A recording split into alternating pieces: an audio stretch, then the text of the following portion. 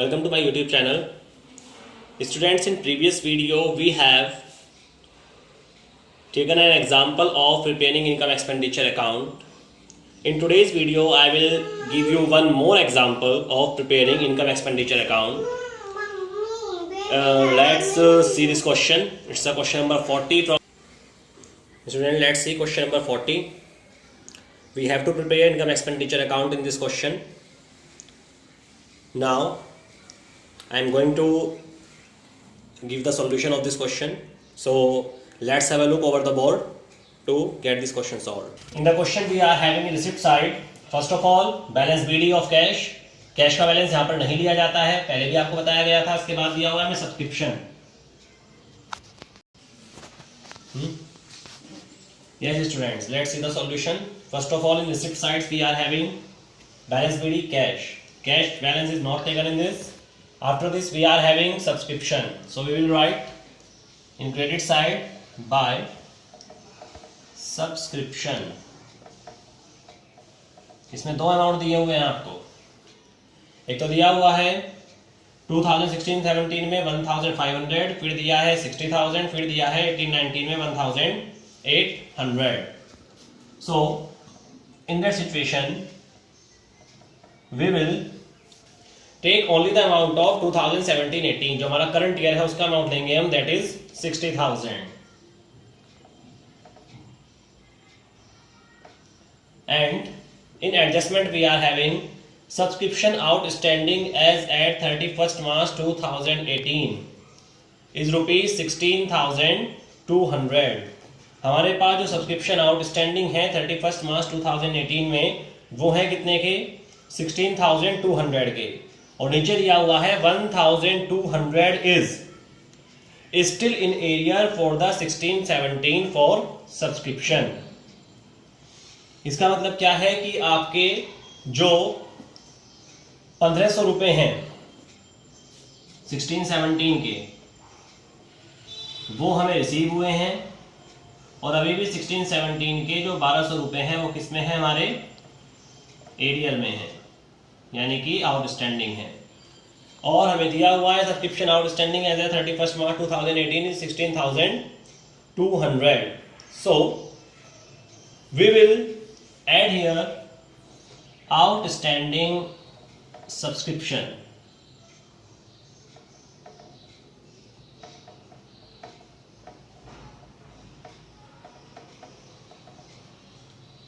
That is 16,200. लेकिन इस 16,200 में आपका 1,200 जो है वो लास्ट ईयर का भी इंक्लूड है. तो इस साल जो हमारा सब्सक्रिप्शन है वो केवल कितना है? 15,000. क्यों है? क्योंकि मैंने आपको बताया था कि जहां पर एज एट या एज ऑन दिया होगा वहां पर हमारा लास्ट ईयर का सब्सक्रिप्शन भी इंक्लूड रहता है. तो 1200 रुपए जो नहीं मिले हैं वो भी इसमें इंक्लूड है, लेकिन हम करंट ईयर का आउटस्टैंडिंग ही यहाँ पर ऐड करेंगे, because this 1,200 rupees is going to be adjusted in the previous year में एडजस्ट हो चुके हैं. अब इसके बाद आगे बढ़ते हैं. आगे में दिया है 2 डोनेशंस बिलियर टेबल. ये बिलियर टेबल की स्पेसिफिक डोनेशन है, और मैंने आपको बताया था स्पेसिफिक डोनेशन कहीं पर भी इनकम एक्सपेंडिचर में शो नहीं होती, बैलेंस शीट में शो होती है, तो उसको इग्नोर करेंगे. इसके बाद दिया हुआ है हमें एंट्रेंस फीस. एंट्रेंस फीस के बारे में कोई इंफॉर्मेशन नहीं है, तो उसको दिखाएंगे हम इधर बाय एंट्रेंस फीस.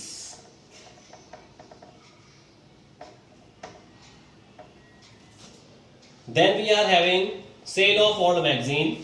ये हमारी नॉर्मल रेवेन्यू इनकम है, इसको शो करेंगे. Old magazines,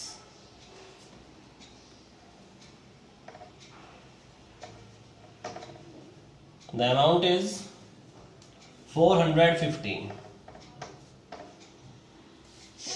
After this, let's move towards the expenditure side. In expenditure side or payment side, we are having first of all salary. So we will write to salary.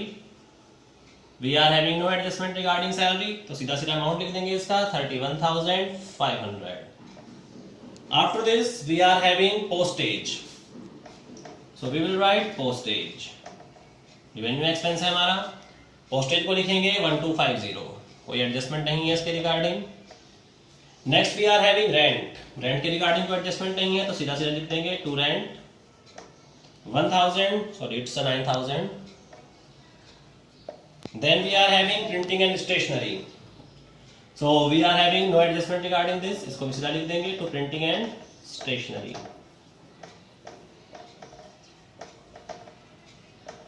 Amount 14,000। Then we are having sports material, लेकिन sports material के बारे में कुछ information आपको दी है, नीचे दिया है कि value of sports material in the beginning 3000, at the end 4500।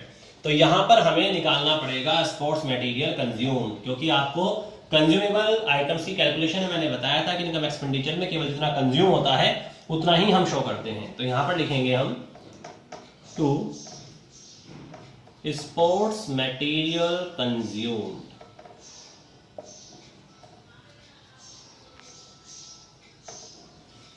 अब ये किस तरह से निकालेंगे, इसके लिए हमें पता है हम क्या करते हैं, ओपनिंग स्टॉक, ओपनिंग स्टॉक हमें ओपनिंग में दिए हुए हैं 3000 के, प्लस इसके बाद हमें दिया हुआ है परचेज हमने कितना किया है 11,500 जो हमें पेमेंट साइड में दिखाई दे रहा है, और उसके बाद क्लोजिंग स्टॉक हमारे पास बचता है 4,500। So opening stock plus purchase minus closing stock, and it will be 11 and 3 14,500 minus 4,500, that is 10,000.